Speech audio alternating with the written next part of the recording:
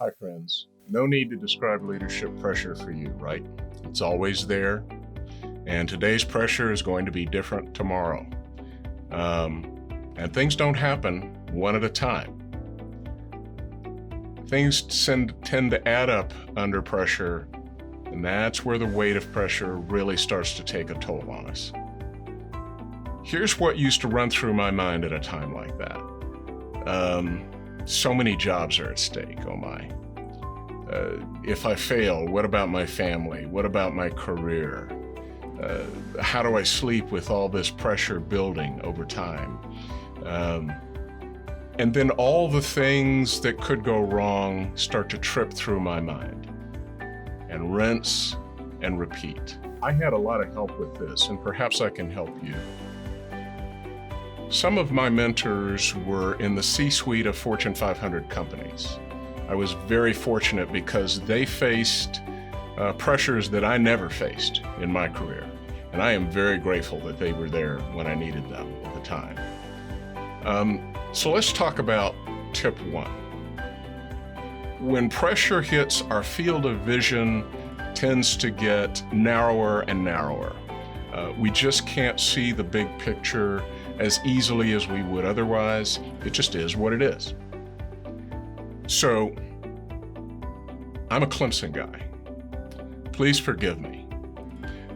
Trevor Lawrence is one of our quarterback prodigies. When you listen to quarterback experts talk about him, they say, the game has slowed down for Trevor. And that is why he makes such good decisions and makes them quickly and is such a good quarterback. Well, the question is, how did Trevor get there?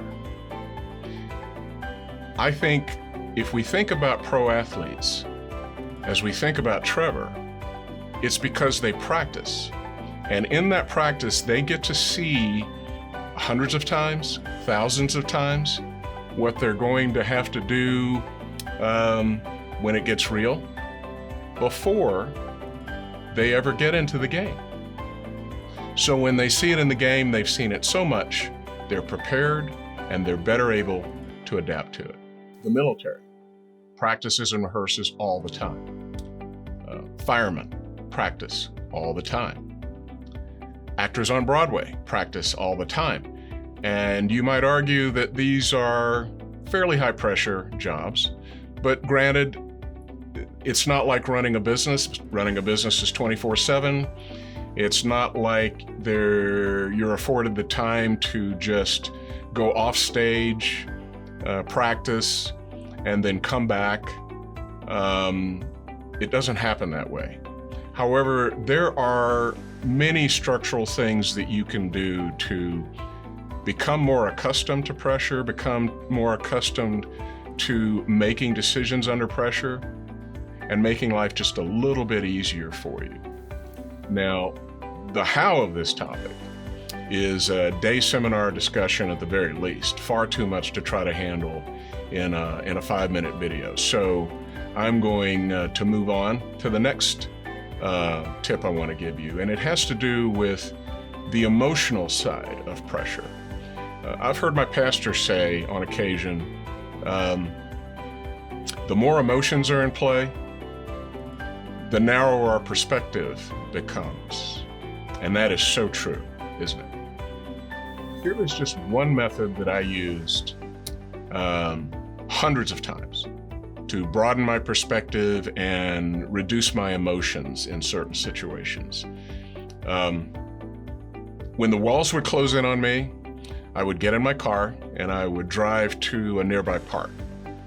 I would get out of my car, it didn't matter if it was raining or snowing or sunshine, and I would look up to the sky and I would remind myself that I am this small entity on a very large planet. And this is a very small planet in a very large galaxy. And this is a very small galaxy in a very large universe.